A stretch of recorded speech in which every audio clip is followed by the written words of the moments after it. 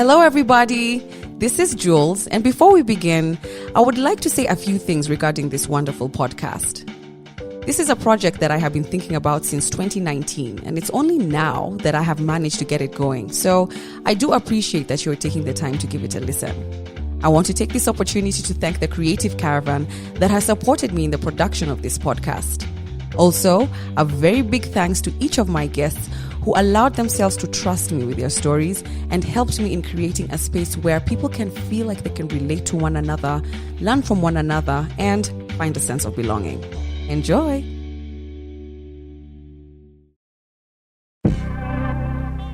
Welcome to So This Is Love, a podcast about love, the loss of love, heartbreak, and the meeting of self. We share stories on how the relationships we once had teach us about who we are and define who we become. And maybe through these stories, we can answer that age-old question. Is it better to have loved and lost than never to have loved at all? So, this is love. And welcome everyone to another episode of this podcast. Today we are joined by a very special gentleman. His name is Steve, or Steven, not his real name. And he's here to tell us about a relationship that really kind of shaped, I would say, his ideologies around love, connection, and maybe himself. He'll let us know a little bit more about that with a young lady called Sandra. Welcome, Steven. Thanks. So it's a beautiful day today. Yes. It's actually cold, but still a beautiful day. The sun is coming out. Mm-hmm. And I just want you to take us through the relationship that you had with Sandra. We've spoken a little bit about it. You said that this is a relationship that you had in your early 20s, kind of in getting into campus, all the way out of campus. Yes. That went on for about, you said, 45 years? 5 years. 5 years? Yeah. Right now you're much older than that. Yes. You're heading into your 30s. So you're no longer a young buck. No. Yeah, but I'm assuming you've had other relationships after your relationship with Sandra. Well, we'll put a sticky note on that. Okay. Yeah. Put a point on that. Yeah. So I want us to start from the beginning. Your relationship with Sandra. How old were you? And how did you meet? Okay. I think I was 21, 22, heading to 22, thereabouts. She was 19. I know that's a teenager. And we were young, high, and, so how we met is that it was in campus, and we had these, what is it called? The competitions where you come and meet people, just as first years, we were first years that time, we were trying to learn about new things. So there was a drama competition being held, and I was into drama at that time. So I said, let me go and see what's happening. So when I reached there, we had auditioned, and when we leave the hall, I see someone drawing from outside. And I'm like, who is this person drawing? And she looks like a riffraff. So What do you mean she looks like a riffraff? She looked like a riffraff, Expound. Like, tomboyish looks, and, I actually thought it was a guy at first. And then I saw the hair was a bit long. And then she stood up and, she looked confused. So I approached her. I actually remember what she was wearing. And I keep on telling her that. What was she wearing? A purple hoodie, grey trousers, and Crocs, which I hate. I really hate Crocs. So, I'm like, hi, you're drawing, yeah. And, I like art a lot. So, I was like, can I have your number, so that I can commission you for pieces. At that time, I was really broke. And I wanted to commission her. And also her, she didn't know anything about selling art or whatnot. So she was like, no, I can't give you my number. When you're in first year, you're shy. You think every man who approaches you, has ill motives. Mm-hmm. When I approached her, I was with my friend who had passed the auditions. Myself, I failed. And she was like, I'll give your friend my number. I was like, what? Ouch. Rejection. But anyway, like, it's fine. He's my brother. At least at that time, I knew that guy was interested in some other chick who was apparently her friend. So later on, he gives me the number and I text her. So she thought, okay, we can call, the other guy is called Brian. It's always a Brian. And then, Brian tells me, you know what, I'm not into her, I like the other chick, so you take the number. And I was like, competition reduced. So I text her and you're like, can we meet Badai? Then we start talking. Initially, she's apprehensive because I think she was seeing someone else in campus, but, first year relationships are discounted. Like, you're just wasting time with this guy. Because they had met in high school and I think they joined the same university. I was like, yeah, it's enough now. Now it's time for you to join the big boys. Despite me being in first year as well.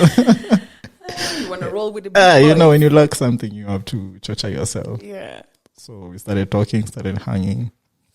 And the problem was, because she's an SDA chick. So at that time, she was really into SDAism, if I may call it that.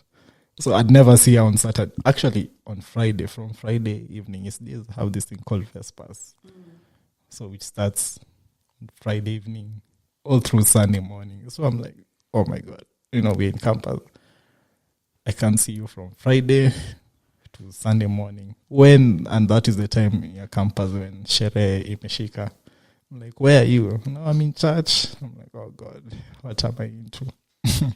So fast forward and, we start talking. And then I'm like, how I made her my girlfriend is that I used to have this killer meal in campus, which if I prepared for you, you'd start dating me. Okay.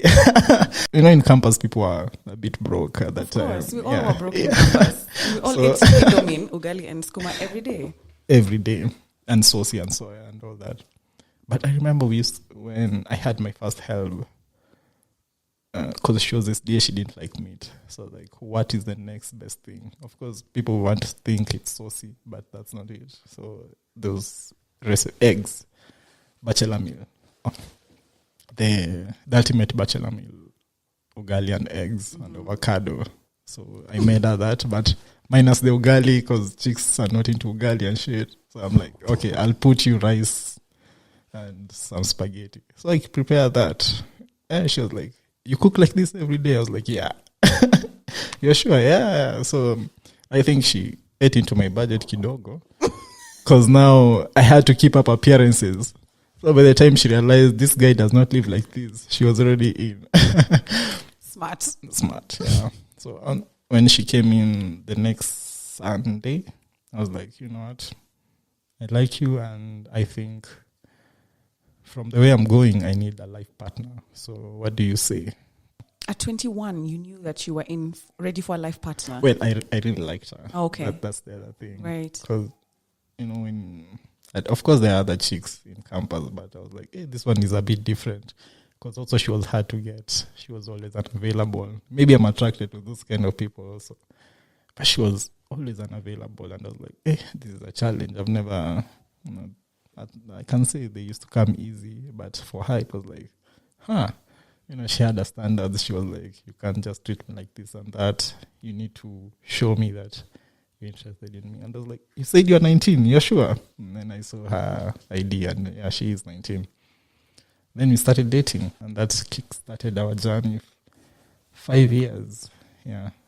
How did your relationship unfold after that, especially now that she was STA? Yeah. You say she was not really available on the weekends. Yeah. You used to go out and drink, party, I'm assuming. Yes. How did your relationship unfold? Oh, okay. So for me, at that time I was, young, high, and energetic. For her, she was a bit chill.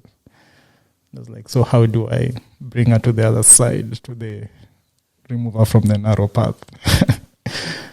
And so what I used to do is that, she liked being, because she told me, she confessed that she had never received a letter in high school. And I was like, how? Where were you schooling? So I used to write her letters. on sticky notes and leave. I want to congratulate her friends who helped me with this scheme. Because, at that time, I was not the only man who was propositioning her. Because there was another guy as well. Some other two guys. Of course, ladies have all these guys who want them. And I was there. So her friend, her roommate, I remember, is the one who had suggested, I can't be telling you when she's around, because she was either in church or class all the time. I was like, for me, I never realized that people read that much in campus. So if you're in campus, summer. But she was really focused. I was focused too, but not to that extent. So she used to tell me, okay, she's in the room now, come right now. Because at that time, she had a kadudu. Funny thing, I remember in campus, I think we were only two guys with smartphones at that time. It was this LG Optimus Prime. My mom bought me that for passing KCSE. I was like, what? It was so small, but I was so proud of that phone. I love that phone. So it was not big on specs. I think the RAM was about 200 and something MBs and just 1 GB of storage. So whenever we took pictures, it would get full. I'd be like, do I have to delete these photos? So I'd borrow laptops and keep, I think, my photos and her scattered on people's laptops, which is weird now. So I used to leave her sticky notes in her room, telling her, I came to see you, but you are not around. Please call me. I'm making dinner, pass by. Those sweet things. That's cute. Or I'd make her breakfast from my room, because I really loved cooking. Cook and take to her, because she was not big on these food things. She was like, 20 mess. I was like, how can you eat from a mess? Food there is actually very cheap. 10 shillings you've eaten, because it's subsidized. It's cooked by the school staff and all that. So if you eat in a mess, everything is cheap, affordable. Now, because I was not into that mess food, because it's a lot of food, but then it's general for the gen pop, so to speak. So I used to tell her, okay, fine, because you don't like cooking and I like cooking, you pass by and then we can cook together, can give each other stories and whatnot. But most of the time she used to say no, because niliambiwa na mzazi nikienda kwa nyumba ya kijana. Those things. Yeah. Anyway, so most of the time she used to say no. So because I'm insistent, I'd cook and live in her room. So I'm not really sure whether her roommate ate some of the food. Because sometimes she never used to say that she got the food. But anyway. So during those years we dated. In between, we broke up kidogo. Because she used to live outside the county. I used to live in Nairobi. And, the university that I went, they give you such long holidays. By the time you come back, Ramu Baba. So that time when we had gone it was the first year holidays, and as she was going home, me was going back to Nairobi. She was like, I've never done this. She knew I was dating her and she was dating me. So when we went for the holidays, I was like, so what happens now? Because now you have to go all the way to some village and have to go back to Nairobi. She was like, I can come to see you. But now, at that time I used to stay with my parents. Like, you can't come. You don't know Mr. Steve Wewe. He'll kill you alive. Where will you sleep? Because it's a whole day's journey and you can't sleep in my bedroom. What will I say? So she was like, okay, I think I have some friends in at about, let's say, Kasarani, where I can come and sleep. And I was like, this is, I don't see the logistics, because at that time I had no income other than help, and help was not really an income. Let's say she did come, but now the day that she came, I had to babysit my younger brother. I cannot leave my younger brother to go and say, oh, I was seeing my girlfriend. So you're leaving your younger brother to go and see a chick who you do not even know you'll end up with. So it was those crazy times. She got so mad that she traveled all the way from, let's say, Mombasa to Nairobi to see me, and I couldn't come, like a sacrifice. So she went ballistic and she said, I'm not serious. She said, I think we need we need to figure out things. Whenever you're told those things, you're like, figure out things. So we broke up kidogo. But then we came back to campus and I was like, yo, I'd really missed you. Kumbe, there's a girl-shaped hole in my life without you. So what do you say? At least now I'm making arrangements to move out and all that. And we can try this thing again. So we did get back together. It was just a temporary break. Because funny thing is that during that break, we were talking throughout. It's just that we are not now using the pet names. I was using her name, like, so Jules, this is what's happening. This. Anyway, so we got back together in campus. Then I moved out of school, started living on my own. How during this breakup? How far into the relationship was this first breakup? This was now like the first year. The first year. Yeah. So by this point, would you say you were already in love with her? Me from day one. I knew like, hey, this one is a keeper. I really liked that chick. So when now we broke up that kidogo time. At that time, I wasn't even thinking much about relationships. I was like, the boyfriend-girlfriend term, I find it very weird when someone says, this is my boyfriend. I didn't even like being called someone's boyfriend or girlfriend, because you raised up in a community where those things are not called. And for her, the same as well. So now, when I moved out of campus, I was like, you know what, you can come whenever you're free, you can come stay here. Because everyone knows that we are dating anyway. So it's not like a secret. It's not like I'm hiding you and it's not like you're hiding me. So at that time I was paying my own rent and she was still staying in school. So she did come. But like I said, she's very religious. So she'd be like, those awkward moments where, what am I doing in Mlolongo at 3 a.m., for example. So she'd stay there for some time, then leave because she was not comfortable. But I can say when we stayed together for some time, which, if you ask me, now in retrospect, I think was not such a thought-out move, because at this time, we were still in school. I know people say you build together, but I think at that time we were too young, because we were barely out of our teens, at least for her. I think that time she was 22, 21, and I was heading into 23, 24. And now we are staying together. So you have to think about, other than school, you have to think about how you pay your rent and how you feed both of you, which was not a problem because campus things are cheap.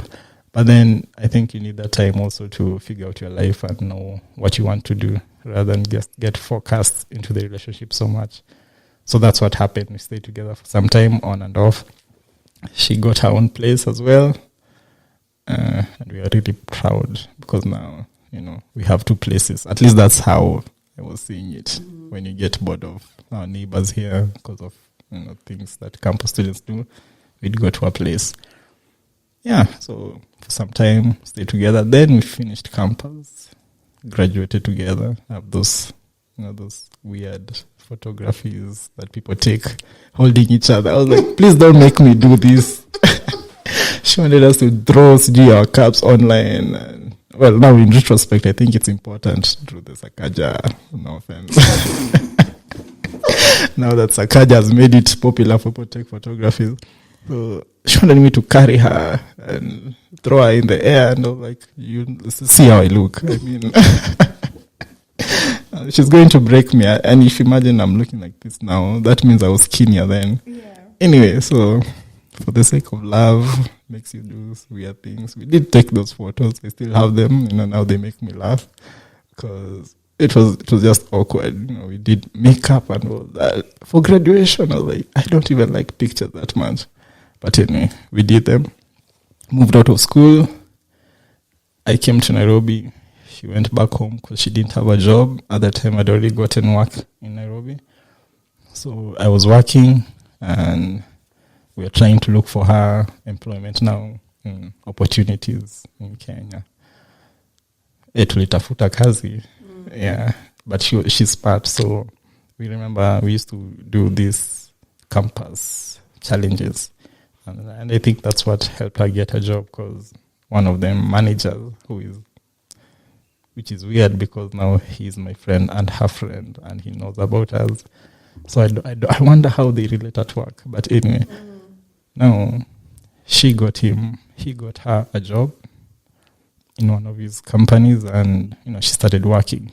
So now the thing was, I've moved out. She's moving to Nairobi, but I don't think it's going to be appropriate for her to come and stay with me, because I'm struggling. In as much as I'm making money, black tax, African families, you still have a lot of things on your mind.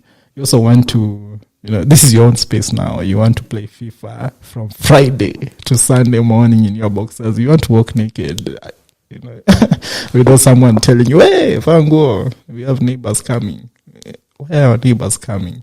Anyway, so... Yeah, you're young at this point. Yes. You finally got a little bit of freedom. And I you have want my to freedom. You want to learn how to live exactly. on your own, because when you move in with someone, it's like you have to take care, especially if they move into your space. Yes. No matter what, it always feels like you have to take care of them too, doesn't it? Exactly. And you have to walk on eggshells, because you're like, okay, I don't want her to feel like this is just my space and that she does not belong here. Because sometimes you can do those things unconsciously, where people now start feeling, is it because it's your place that you are telling me that? So I didn't want to do that. And I was like, I think for the better part, let's get you a house.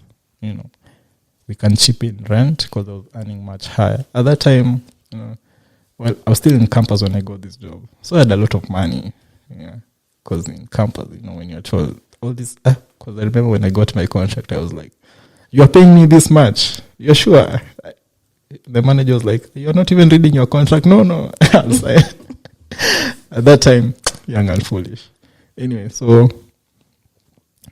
we get her a place downtown, and me, I'm staying this other side of town. I like the distance so that you can feel like you're traveling to go to see someone, not just like, I'm always against the idea of lovers living same locality. Go to another county so that I can plan and come. Anyway, so she starts working. And like I told you, one of the things that attracted me to her is that she's very smart. So it was only a matter of time before she started getting promoted. And within 2 years, she was already a junior brand manager.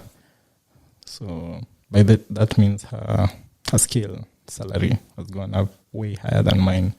Because at that time, I was like, hey, I'm thriving with this, my 20 or 30K from this company, my rent, I know how much I'm paying. I have to small gigs here and there.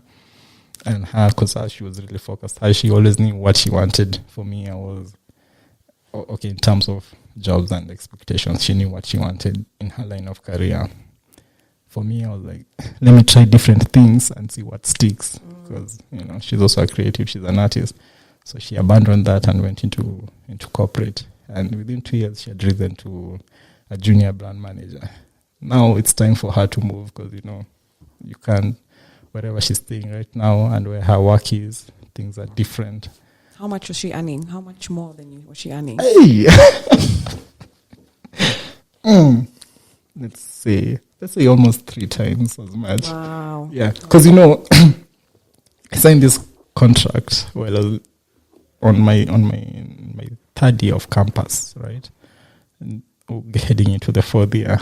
So I was still on the same salary. I was comfortable, let's say, because I'd never really thought about, by the way, why did I sign this for this amount of money? So when she left, and she joined as an intern, then she got promoted. So of course, she grew faster. And her salary became thrice as mine. So I was like, okay, we need to have that awkward conversation.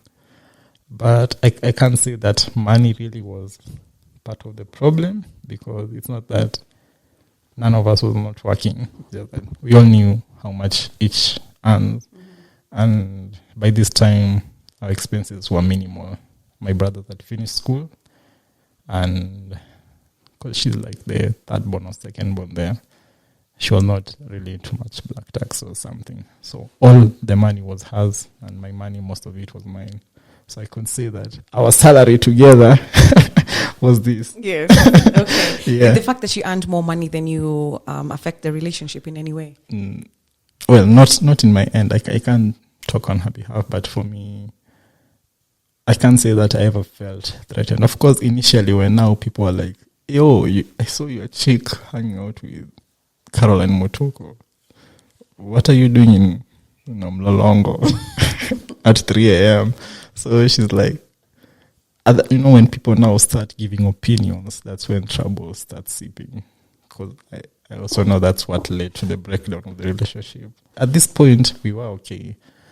But then everyone commenting, because then we had always lived our life privately. We never told people a lot of things.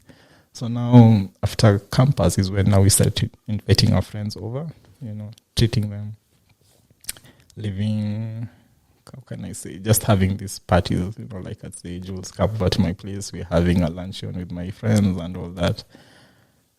People pry a lot. So I think that's what led to it. So at this time, we're still not living together. As she's moved out, I'm also moved out from my first house. I think I moved into a place because it was more comfortable. I can't lie. Man, me, as long as I had my PS, I'm good. And my music system, niko sawa. Funny thing, do you know I still have my 3 Sufurias from campus? As mementos, or you just... I'm like, do I need new Sufurias? For what? They're working. They do the job. And they're faster because, have you ever cooked with the coil? It's like the electric cooker. Yes. Yeah. So, they were thin film so that they hit. And I'm like, I'm saving gas if you think about it. Anyway, that's beside the point. So she moved out and she was like, you know what? Now this is just before COVID. Yeah. Anyway, so she moves out and I'm still at my former place. And she's like, so I have a bigger house and you're my guy. So you just come over for a weekend, our babas. Don't know how I found myself in Naivasha. So I'm there. I'm like, have I moved in or what? Because you told me that's the weekend and today is Tuesday and I'm still here and you're telling me to stay further. Anyway, we are comfortable with each other. So I started staying there, which I also think is part of the problem. Because, I'd never really felt like this is my place. It was her place at the end of the day. Because then her siblings would also come and they'd find me there in my boxers and like that awkward moment. Chicks are really, they're future focused. So by the time she was moving out to the new place, she had already budgeted for seats. Me, I didn't even have a seat. Me, I was like, I have a bed and one stool. Like, it's also good for your back. So at this time, she had bought seats, she had bought a carpet. Like it was a homely house, so you can understand why I also do want to go back to my stools. I was like, hey, my house used to be cold because I like living on the topmost floor. So at this time, I was living on the 4th floor, the last floor. It was cold at night, but house was so warm. And you'd wake up, there's Uji. I'm like, why will I go back to Jehannam? Why will I go back to my 3 Sufurias? So I think we just started staying. And, the problem was we never talked about it. I was going to go there for a weekend. And then I was given spa treatment. And I was like, this is it. This is what I have been praying for. I'm not leaving this house. So I didn't think she minded. But I think we really should have talked about it, just because when now the relationship was breaking down, one of her issues was, you don't pay rent. I was like, I was supposed to pay rent. Were you still paying for your house? I was paying for my house because, because of my PS and my cycling, I'd hip on Fridays, go do my cycling, then come back on Sunday, like an African dad. Sunday morning, kuna watu huku. At that time, I was still paying rent for my house. And, we were chipping in for food and all that. At the back of my mind, I probably the problem was because I take things too slow. And I know that's a problem. I was like, we'll get to this conversation when we get to it, Not right now, there's a lot going on. Let us first finish. So I'm still paying for my place and you're still paying for your... So we can say that I was not like 100% into it. I was like, I'm just here for some time. When things get tough, I'll just hip to my gigs and let you sort out your issues. Then I'll come back. So that's what happened. And when people stay together, friction, especially when family members are involved. Because, her folks would come and stay, her friends, her family, brothers would come and stay sometime as they go to school. And also my sisters will come and say hi, and also forget that this is not our house, and they end up staying for a night or two because she's also very sociable. So I really think at that time is when things started going haywire, because now we are involving a lot of people. We never really had time, because Monday she's working, Monday to Friday she's working, and I'm also working. So she'd have these, what are they called? Events, setups, because she was in charge of a lot of people. Like activations. Yes. Actually, she is in charge of a lot of people, when she does that. And most of the time it take place on Fridays and Saturdays. So that was the time we could have together, because me Sunday, I like going to see my parents and my folks. So we never really had time together. We're living in the same house, but she'd leave earlier, or I'd leave very early, because I was working across town, So I'd leave the house very early, come back late. The same for her. Like, we just used to meet each other in bed. Like, oh, you're also here? Yeah, I'm also here. So by that time, I think, things started going haywire, and our attention started shifting to other things. I think the first sign of trouble was on this day that we didn't talk for we had set up a movie night, so we chased away everyone. And we said, so this Saturday, we are going to do movies. We'll do Nyama Choma and just sit in. And I don't know what happened. I don't know if the guy thing happened where I forgot or something. But I remember when I came back, she was a bit mad. Oh my God, Steve. I forgot the date night. It happens. I was a lot on my mind. I mean, paying rent 3-4 years. Moving across town to go to the office. Moving across town. So I was like, oh shit. We had something planned out today. So I go back home. So I told you, I ride on Saturdays, right? So I go back home, cancel my ride. By the time I get there, she's already mad. And I'm like, so why are you mad? I'm here. Let's focus on the future.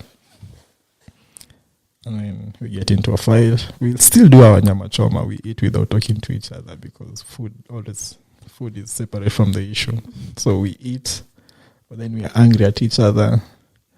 And then the first sign now that was trouble is that normally it doesn't extend past an evening. But on Sunday, she was still mad. And then I got mad that she was mad. And I think she got mad that I was mad. She was mad. Just a house full of people who are mad at each other. And no one wants to be the bigger person. So Monday when she leaves, she kisses me goodbye. But still, I'm mad that, we have not addressed an issue. So I'm like, you go. So at that time, I was working from home now officially. So she leaves me in the house. She comes back in the evening. Of course, now ego issues start creeping up. What am I doing here? Like, why is she going to work and I'm staying at home? So she's supposed to find food cooked, a bath prepared, sleepers, back massage, those things that that tear down a relationship. So that's what happened. And then, when she came back in the evening, she was disappointed that I was not receiving her with those Luya things, because me, I was disappointed. So when she came in, I think at that time I was on a call or listening to music, so I didn't acknowledge her presence. Oh my and I didn't know that these things are big for people. They are big for people. Honestly, you have to acknowledge your partner when they walk into the room if you haven't seen them all day. Well, I knew that later, but for me, these things are like, this is just. She knows I'm here, and like me, I know I love you and you love me. So those assumptions that we make. So I knew we are good. But now when she walked in, I was like, hey.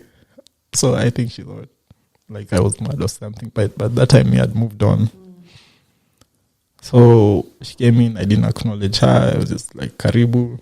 there's no uji prepared yet. I didn't know you're coming in early, but karibu. Then she just stayed in the bedroom the whole evening. I was like, okay, is there a problem here? Now the problem was that her brother was also coming that day from school. They had just closed. So now we are 3 people. 2 are talking to each other. Like we have a conduit in the middle, a person who now nani amekwambia uende. So it was that weird moment. And since I didn't want the brother to notice, I was like, I think I'll go back to my place today, and then we can meet over the weekend when he goes back to school. So I left that evening, around 7 p.m. And I think that is the straw that broke the camel's back. Because the next time I was talking to her, she was really sad at the office. And she was like, you know what, I think, I need some time away from this. And the other thing is that we had booked for a holiday to Mombasa. I think Kilifi or something at that time as well. So we were supposed to leave the next week. And she was like, you know what, I don't think this can work anymore.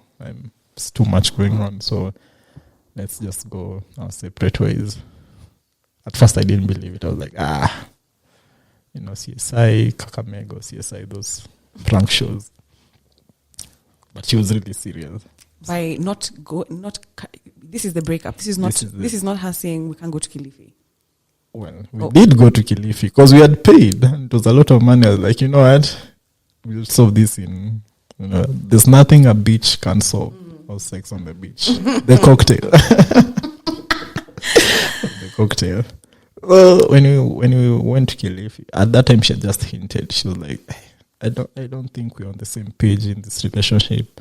And I was like, it's fine. We'll talk about it. Like I told you, I take things too casually or slow. So we go to Kilifi, Mombasa, for a week. Now, the funny thing is that in Kilifi, we seemed to be okay. Or maybe it was the beach, or maybe it was the food. I don't know. But immediately we landed back in Nairobi. I could just feel the cold from the weather and from her in the relationship. So that time, I slept at her place because it was nearer. And then the next morning I went. This was now on Saturday, Sunday, Monday. It's back to work. She calls me. She's like, no, I call her because I wanted to check in and see, how is, the Kilifi hangover going on. She's like, you know what, this is too much. I can't concentrate at work, so I'm breaking it off. Breaking what off? Breaking this. What is this? I wanted her to mention. And she said, this ass is no longer, it's not working anymore. Hey, because I was shook. First of all, I hung up. I went and ate first. Because, you cannot argue on an empty stomach. You need strength from the Lord. So I go and eat. I call her back now in the afternoon. I don't think she worked that afternoon because we talked on the phone for 2 hours. Me pleading, her insisting, back and forth, until I was like, I'll call you baadaye. So I call her later in the evening. She's still on the same stance. And I'm like, so what about my clothes? Can I just come for them? I'll send them. It's funny how you can be sleeping with one person today and then the next day they don't want anything to do with you. So that's what happened. And, so I didn't accept it. It took me a while. It took me almost a month because it was like, I've invested too much in this relationship. I've done all my 20s in this relationship. Now I'm heading into my 30s. You want me to become a single man again? Like I'm a baba, those 40-year-olds, a baba in the streets. I did not believe that. I think for me it was an ego issue. Like I'd never been dumped before. And most of my relationships before that, I had one major one, which just fizzled out, it's just campus love, high school love. Let's go our separate ways. We had a good run though. I wish all the best. Send you the recommendation letter to your next partner. But this one I was really invested in it because, we had introduced each other to our parents. Like her sisters still call me, her brothers still call me. And I'm sure my brother still talk to her, and, that's the issue. So like we have too much at stake for it just to end like this. I mean, what will people say? Which I realize now is an awkward question to ask. After 5 years or more, you can't just wake up and say, now this is over. So where am I supposed to start? When, the things I've done, I've built my life around you, knowing you are a constant. You are part of the pillars in my life. So now that you're going, you're making me, how do I start again from scratch? Hata nimesahau kukatia. I don't know how to talk to a girl anymore because every girl I see is a sister to me. So how do I start from that point again to where we are? I don't think I'll believe in a relationship again after what is happening. But I think she was really, because what she said is that she was just a lot of issues that were building up for her, and for me, I live life light. I don't carry those things. So for her, depending on how she was raised, is that she'd keep the issues that affected her throughout the relationship and she'd carry them forward. And she didn't feel like she wanted to talk to me about them at that time when the issues were happening. So when it all came crashing down, I kind of get her point, because there were a lot of issues, but there were issues that were non-issues to me. They were not like relationship breaking issues. It's the usual. We didn't discuss about the money here. Mm-hmm. You didn't talk to me here. There are things you did here that we could have talked about, or there are decisions you made. That, especially that moving in together without talking, I think that was a big issue that even I feel like I shouldn't have done that at that time. So that's what contributed to the relationship breaking majorly. Because now we are living like tunachumbiana, or we are fiancé and fiancé. Mm-hmm. But we have not really discussed if this is where we want to be or where we want to go. It's not that I didn't know I wanted to marry her. I did. I had plans. But then when I moved in, it upended my plans. Because now I was like, I'm paying rent for my house. I didn't think she wanted me to chip in for rent to her place as well. Because when she told me, I feel like this is an Airbnb for you. I was like, well, I feel like that's so, but I didn't think it was an Airbnb I had to pay for. Because, not that you're earning higher that you should be paying, but I wish you had told me that you felt like this. Because when I was staying here, I was like, I know I'm paying rent for my house as well. And I'm also contributing to other things in the house. Mm-hmm. I just didn't know that this was a big issue for you. Because for me, money had never been an issue in the relationship. You know how much I earn and where I'm getting my money from. And I know how much you earn. I just didn't think at that time it was such a big issue. Would she ever come visit you in your house when she got the bigger place with my bachelor pad? Yeah. With no seats. Yeah. Well, she didn't like coming there, although she didn't. Because I once asked her, so why don't you go to my place? I was like, yeah, let's just stay here. For me, it was not a big issue, because it's like, okay, fine, if that's what you want. At least now I don't have to go and clean up that place and hide all those things that men hide. At the point where she told you, I feel like you're treating my house like an Airbnb. At that point where weren't you like, okay, fine, why don't I just move in, and the amount of money I'm paying here, I contributed to this household? Or had the relationship already gotten to a point of no return? Oh, yeah. So remember I told you, now we are bringing in other people because we never used to do those couple things till we'd go out with other couples. So at this time, when we started doing that and people started talking, like, so what does she do? What does he do?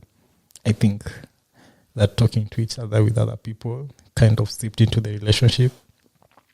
Because what she told me is that her friend who she works with had just been promoted to a senior level manager. I know we are talking mid-20s. And she had been given a company house, a company car. Like, her salary she never used to touch her salary because everything was provided for by the company. And what the chick was telling her is that, men should not do this. That instructing life, living someone else's life. So now when she started thinking about it, she was like, oh, now by the way he does this. I know when you stay with someone so much, there are things that you just assume are normal. Because it's not like we had a couple that we were looking up to, or my mom and dad, or her mom and dad, that we want to be like this couple, so we are aping them. We are trying to figure out how this thing works, because we all started dating in campus, and I was her first major relationship, and she was my first. So by the time we started talking about it, it was already too late. She had already made up her mind, and because she was now, I think also the other issue that the exposure now was different. What we were both getting exposed to. Our circles had grown bigger, and we had seen now other people relate. So comparison, of course, had to seep in. So she was like, okay, why am I doing this, and why is he doing this? So now it was no longer just about the two of us. It was also about the larger picture, her family, my family. Because now we are no longer, we can't just say that now we are young people. Now we are adults right now. We have responsibilities on our plates. And, at that time why I didn't want to move in is because I also never want to feel like a burden, like you're supporting me as well. That's why I always kept my independence with that bachelor pad mahali, because I was sure that also growing up, I didn't want to, like someone to feel like, oh, they took care of me, so they can go. Or rather, now how I see it on Twitter nowadays is that if you help someone, you have to go and say, so I took this guy from the streets. So I never wanted that, and I never wanted her to feel the same way. Yeah. So I think by the time now we got to talking about the money issue, so for me, money was not an issue, but for her, money was an issue. Yeah. Initially, it was not an issue, but I think even if I earned that much at that time, with little responsibilities, I'll start really thinking about it. So what are you bringing to this table, actually? So I think that's what led majorly to the disorientation of the relationship, plus the other issues now coupled up became just like, it's too much. Let's just take a break. Also remember, we had never seen other people in that sense. We had always had the two of us. So when now we are seeing other people expanding our circles, we were like, maybe this is how it's supposed to be done, not realizing that we should have set our own path. Nairobi or Kenya at large, and most of Africa, is a heavily patriarchal society. Yeah.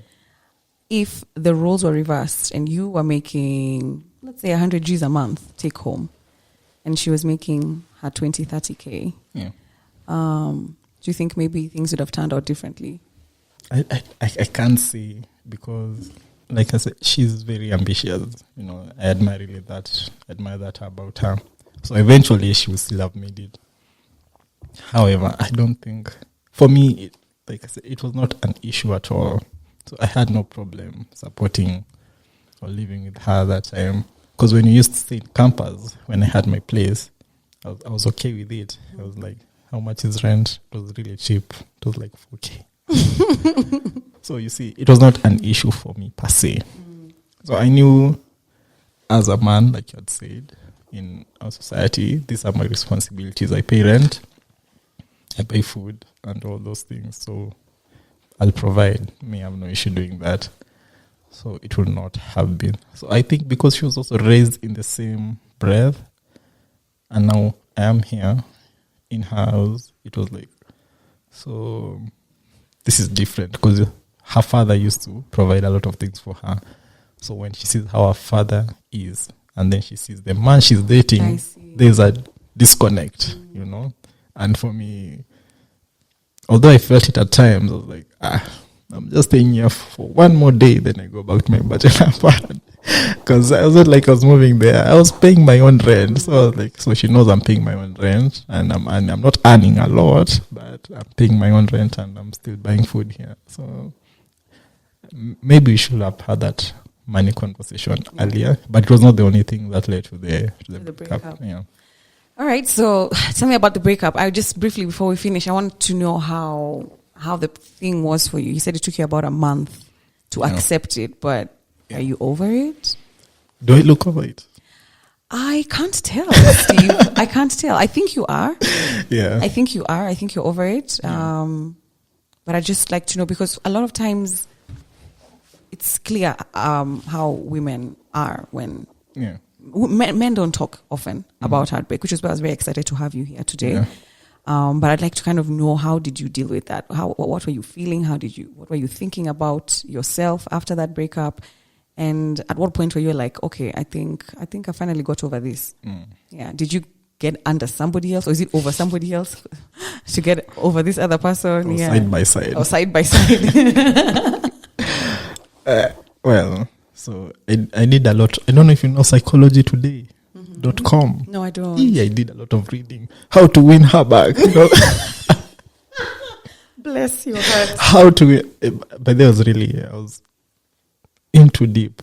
So it took me quite a while, I can say. I think right now is when I'm emerging from it, and I can talk about it, because this is the second time, other than me talking about it in another place. This is the only other place that I've talked about it for real. And I think friends really come through. And like you said, men need friends who are there for them and who understand them. Because I don't know what I would have done without my friends, Because at that time, I was spiraling. I was like, oh shit, what? This is 5 years down the drain. I for me, I make investments with future in plan. So we had set up a few things together with her. We had businesses running. We had a joint bank account. I'm like, okay, these are things we actually should have talked about. So now when the separation starts, I think for her, the problem was that she had thought about it for some time. So she was preparing for it. Because I remember she even suggested a book for me to go and read about breakups. I think it's called Conscious and Coupling. Conscious and Coupling. Oh, there's a book. I didn't know there was a book. Yeah, there is a book. I was like, you've been reading this for the last 3 months. She's like, yeah, and I think you should read it. Why? So I think she was preparing herself for the separation, because those were exact words anyway. She told me that, for me, I started thinking about it. So our breakup took some time. When she broke up with me the first time that I told you at work, I told her, let's talk about this. And then for a month or so, I was on my best behavior. Everything were good. But, once you've made up your mind as an adult, it's really hard to go back. So she had already decided that she's out. And for me, this is the time now I was like, no, I've been in this for the longest. So you don't see it coming. So by the time she left, at least she had a support system. And me, I was there alone, 3 to 4 years. And no sofa, just a bed. Even FIFA at that time was so boring. I was like, I wanted to break that screen. I was walking the street and seeing people laughing. I'm like, I was hating on people. You could see someone. I became those people. Mtachana to, I'd go to every, those, celebrities and look at the celeb couples of the world. And I'd just be there like, should I set up this? You became a troll. Yeah. Should I set up this banner account where I just comment mad emojis everywhere?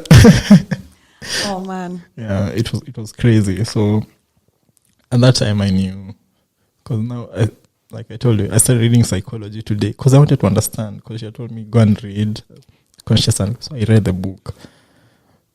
I was like, okay, it's a nice book, but it does not get how I feel, Because me, I still believe that I'm in this relationship. I don't know how to be single. I've never been single, really. My entire youth, I've not been single. So where do I start? So I started reading psychologytoday.com. This is how far I've made it if I've forgotten the website. How to win her back. How to say sorry in 1,000 languages. I did say sorry in 1,000 languages. Even I think because I remember she liked cooking food. I'd cook meals and take to her place, leave them there with notes. try to remind her the first time. Maybe she has amnesia, something. But it didn't work because she had decided. And so now I knew I needed to get help at that time. So I called up my friend and I was like, yo, this chick has destroyed me, man. At that time, I think my friends knew because both of us were very private. By the time we knew, this was like 2 months in. Now there was a competition we were supposed to do together with her. I had to cancel. But she went on with it. That's how I knew now she's moved on for real. Because if she can stand in front of all these people and win a competition, we are supposed to partner together. And while me, I'm there in my... Anyway, so I call up my friend and I tell him, you need to come over because I think I'm losing it. So when my friend comes over, I'm like, the first thing he asks, hey, where is your chick? I'm like, have you been sent? Because, we are no longer together. First of all, he's shocked because, now the problem now was that now they're the part of the couple that we used to invite over to our place most of the time. And initially, just before we broke up, they were the last people we were with together. I invited them for food. So he's like, I didn't see it coming. Now men can be insensitive. Mnakaa fiti together. I'm like, okay, just say it all, ishe. Yeah. Me, I thought you guys were going to get married because I wanted to be the godfather. Like, just shut up.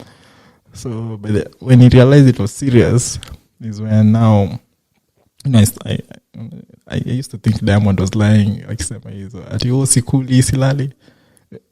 For the first, I think, week, I couldn't sleep. I became so needy because that time now you are alone.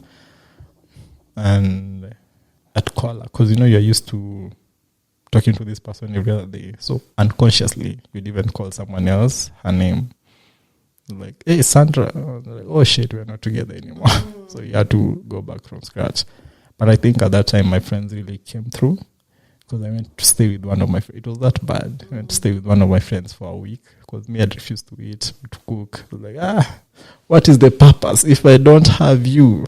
Those things people say in songs, I have nothing. But anyway, so yeah, my friends really came through for me. And because, like I told you, we are always just the two of us. So we had never seen a breakup. I'd never been in any major breakup. It was just those things that end. Now this one is someone telling you, I don't feel you anymore. I'm rejecting you. And rejection is very personal. Because there's no major reason.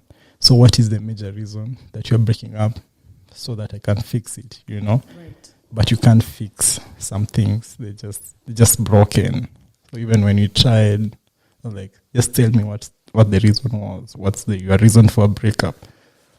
And since she didn't have any, she just throw me random things, to at least keep me away so that I don't. Because now if you told me there's nothing, I'd go crazy. I'd be like, so why did you... Is there... those things that people say. Yeah. Yeah. Is there another man? Is it another woman? Is it a dog? Yeah, what is it? I'll fix it, Trying and salvage. But for her, I think she had already made up her mind. And for me now, when it was coming, when it started hitting me, later on, because my Saturdays were just for her. I was like, kumbe Saturday nakuanga refu hivi. I didn't know. Saturday is so long. And you can be lonely and alone, which is even worse. So you're there alone and then you're also lonely. Yeah, so the things that come to your mind are just, they're just thoughts that at that time, if you really don't get professional help, it can really mess up with you. So even when my brother was undergoing a heartbreak last year, I was there laughing at him because I was like, oh, you'll be fine, relax. Yeah, next year you'll be fine. So I think it was a good period for me. I actually think I needed that, in all honesty, because now it gives you a sober view on relationships rather than this Disney Mickey Mouse feeling that, forever, happily ever after. Yeah. And they do say, we talked about being alone and lonely and the things that come into your mind. They do say an idle mind is a devil's workshop. But I think if you're idle and lonely and sad. Yeah. I don't know if there's something bigger and more profound than the devil's workshop. Oh God. Yes. Yeah. There's things you do. I was recently talking to one of my neighbors, and I was telling her, because me and her are both single, and I told her, listen, we need to, if you're bored in your house and you want to come over, let's have a meal. Because I'm like, loneliness can make you make some very, very, very bad decisions. Sure. You go hang out with people who you have no business hanging out with. Surround yourself with the wrong kind of people who are also in some form of self-destructive behavior. So I think a support system is so important. Yes.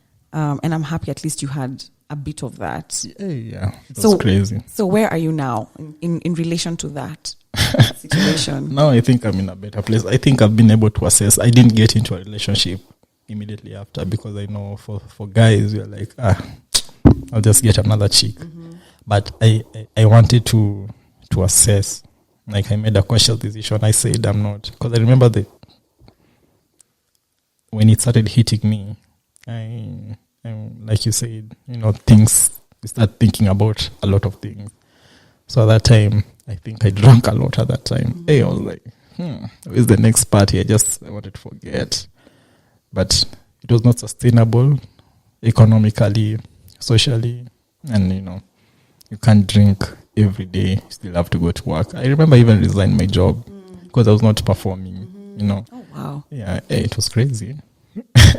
So I was like, fuck this job. Maybe it's the reason why. Because the other thing is that I was very busy, throughout the relationship, trying to, because I can't stay idle, So I took up a lot of work.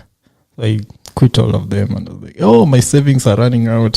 So, and I'm like, now I need to fend myself. I can't go back to my spa, which I'm no longer invited anyway. So I need to focus. I need to get back to work.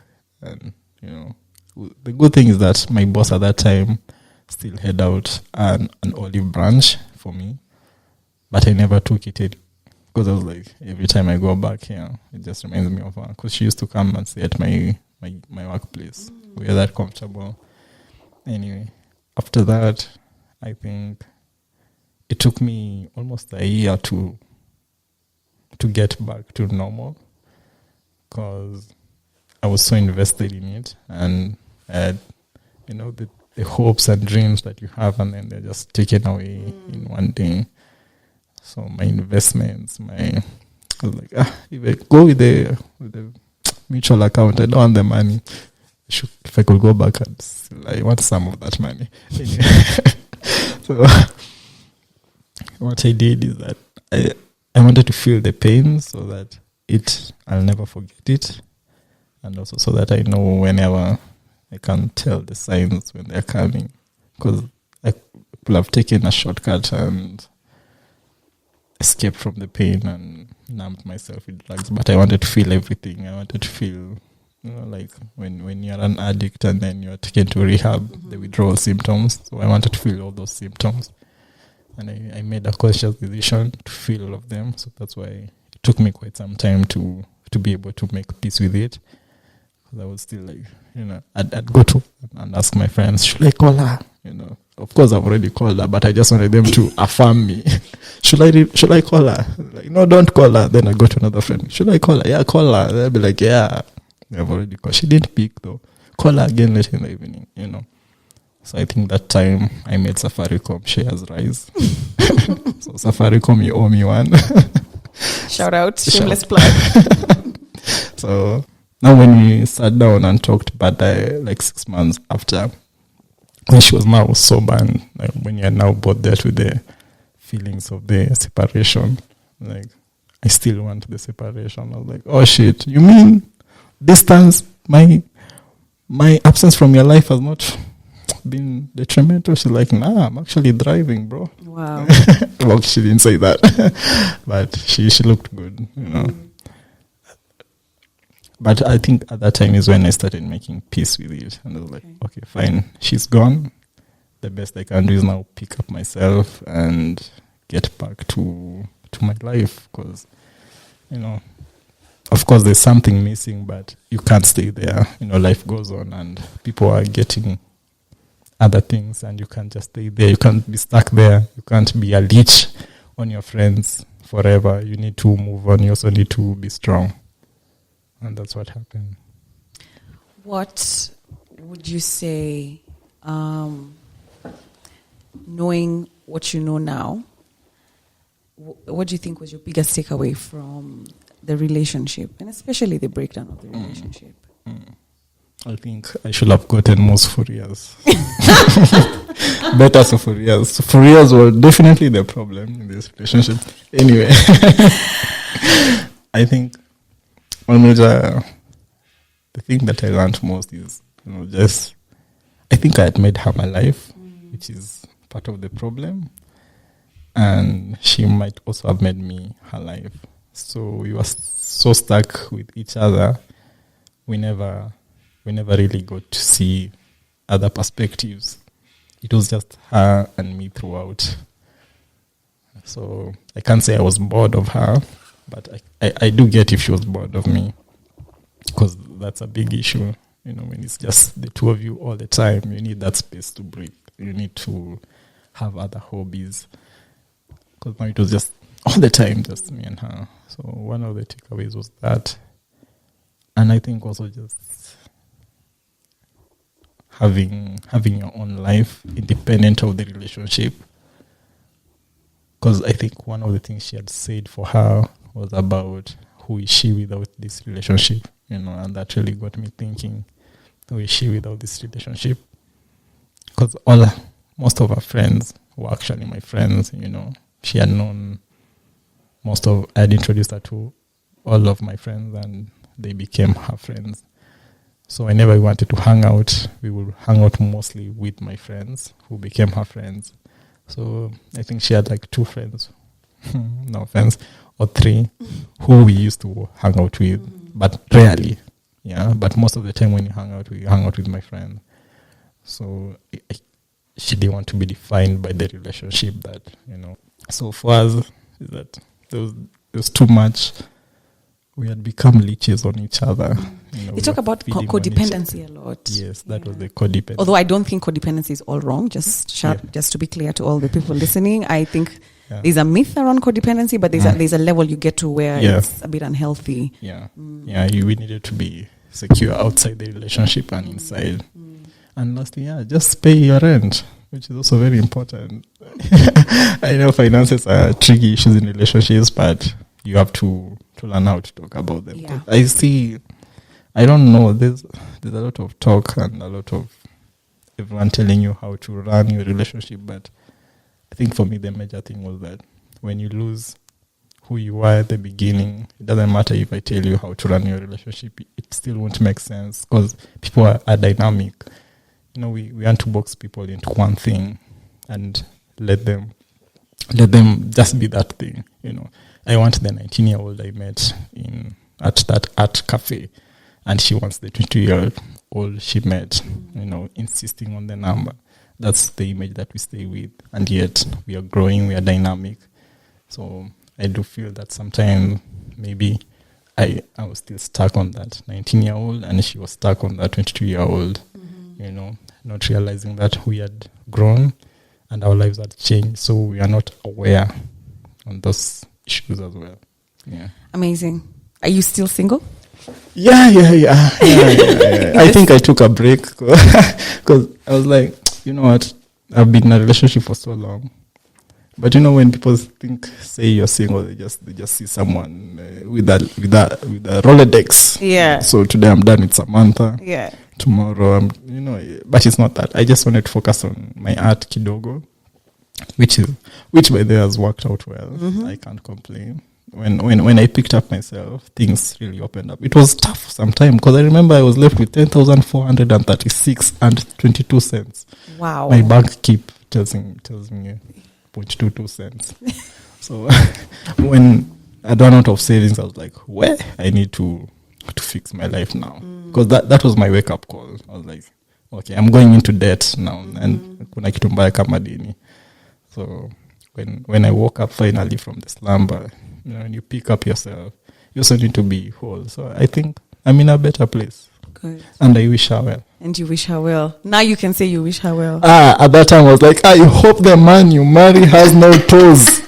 And your children are born with no teeth. Children are born with no teeth. Oh, he's shooting blood. Well, hopefully not, but yeah.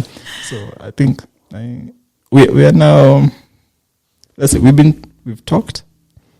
There's no bad blood. I don't know from her end. I can't speak from her end.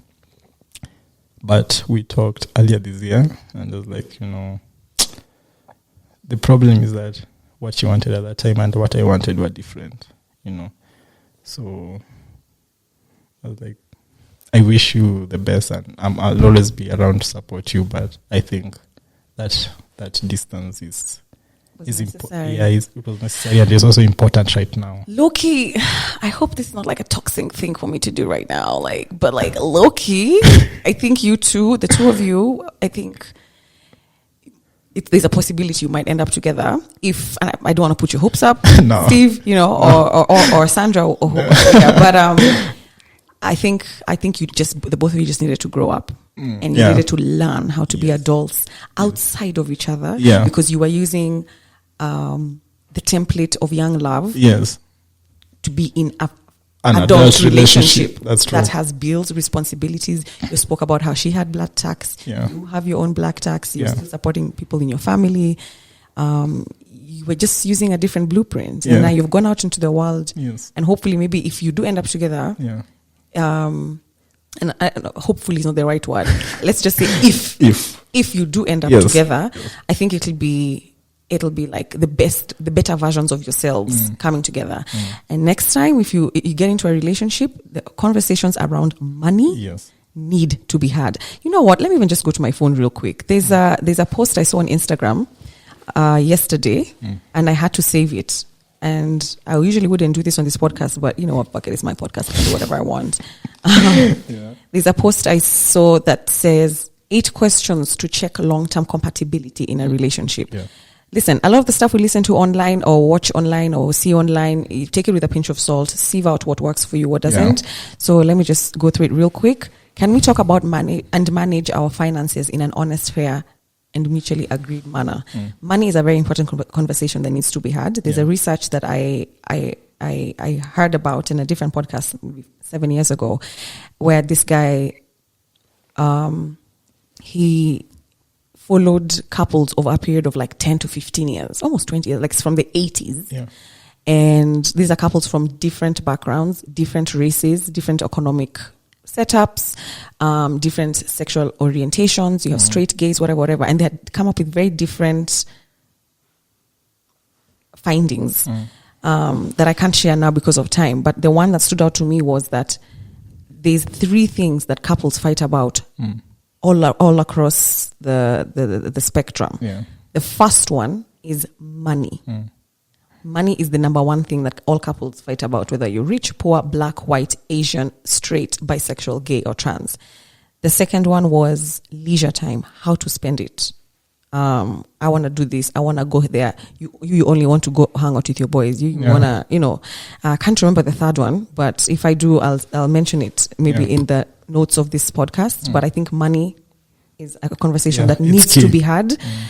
I just don't know how to have it, but I think in my next relationship it needs to be, because I've still gotten into relationships with this knowledge. Yeah. But I just I don't know how to talk about it. We just assume. Yeah.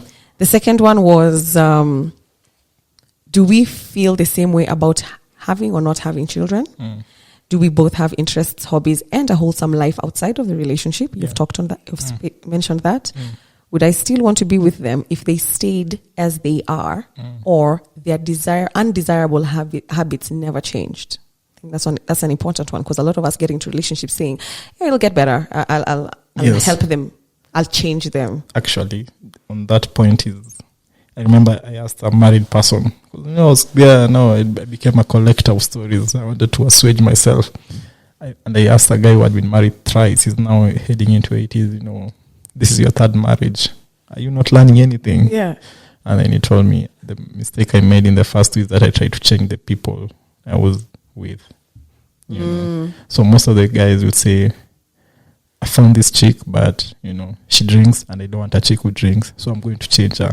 instead of just finding a chick who doesn't drink and staying with her, you know. So that's, I think, part of the issue that happens a lot. I agree. And sometimes we don't use the language in our psychology. I am going to change this person. You don't use that language. So you according to you, you're not trying to change somebody. You're just like, see, you reduce your drinking. I'm making her better. I'm making her better. But you're actually changing someone. Exactly. Yeah.